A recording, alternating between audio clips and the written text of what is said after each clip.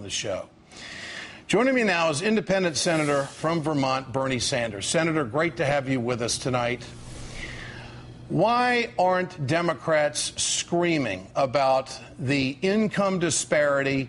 And here we are, hung up in hedgerow country, talking about a debt ceiling that doesn't mean a damn thing when it comes to jobs. Your thoughts, Senator? Well, you're right. Some of us are screaming, and some of us have made the point that the United States now, Ed, has the most unequal distribution of wealth and income of any major country on earth.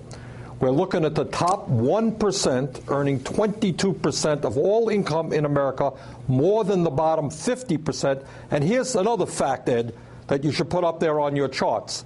And that is the top 400 wealthiest people in this country, own more wealth than the bottom half of America, about 150 million people.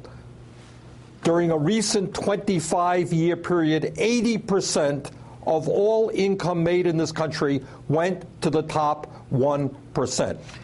Have the Republicans done anything to turn this around, in your opinion? Oh, quite the contrary. What they have done is fought for huge tax breaks for the very wealthiest people in this country.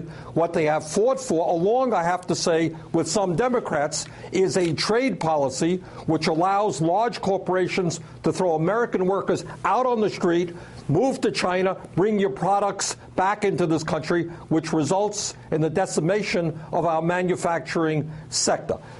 What the Republicans very clearly are doing is representing the very wealthiest people in this country, and they could care less about anybody else. Unfortunately, because of the nature of our campaign finance system, there are too many Democrats also hooked up to big money and are not standing up for working families or the middle class.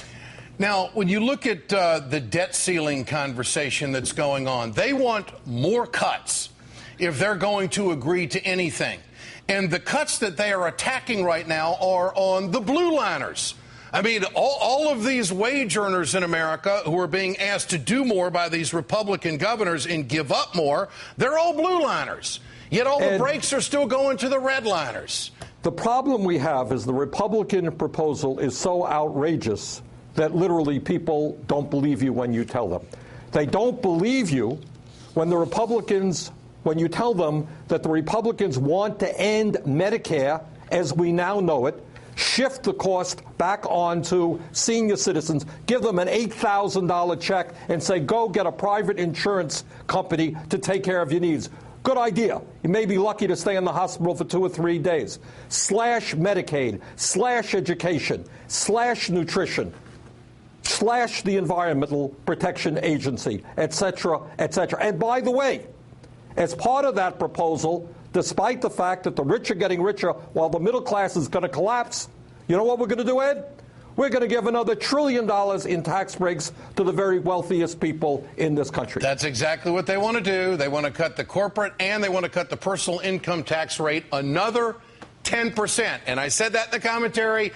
The red line, it ain't high enough, and the blue line can never be low enough. And there is no end to their greed, and if we don't begin to stand up and stop it in a very forceful way, there is not going to be a middle class left in this country. Vermont Senator Bernie Sanders, great to have you with us again tonight here on The Ed Show. Thanks so much.